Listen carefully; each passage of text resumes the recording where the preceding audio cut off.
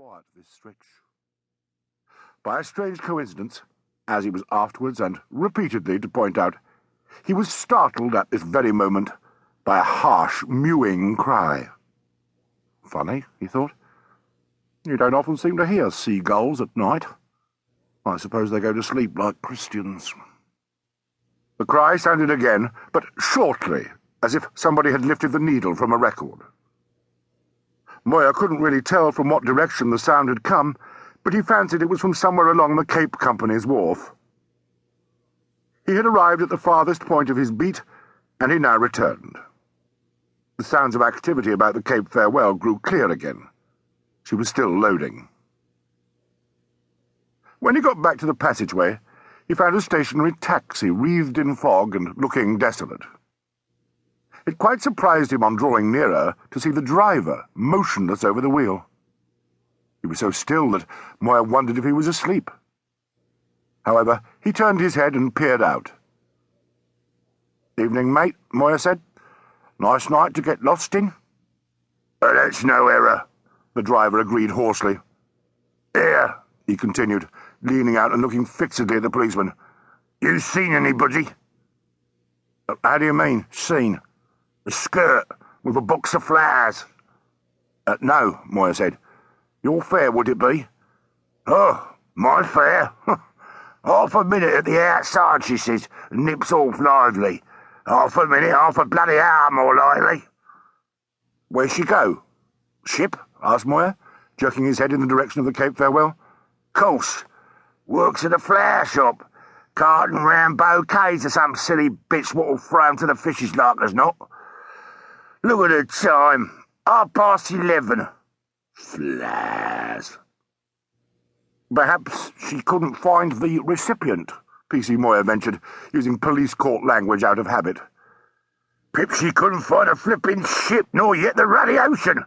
Perhaps she's drowned," said the taxi driver in a passion. "Hope it's not all that serious, I'm sure." "Where's my fare coming from? 12 and a 10 gone up, and when do I get it? Swelp me bob if I don't cut me losses and sling me hook." "I wouldn't do that," PC Moya said. "Stick it a bit longer, I would. She'll be back. Tell you what, Orbin Dale's on board that ship. The TV bloke that does the Jolly On swimsuits commercial and the Pack Up Your Troubles show. That's right. Dare say she spotted him and can't tear herself away. They go nuts over Orbin Dale." "Silly cows," the taxi driver muttered. "Why don't you stroll along to the ship and get a message up to her?" "Why the hell should I?" "Come on, I'll go with you. I'm heading that way."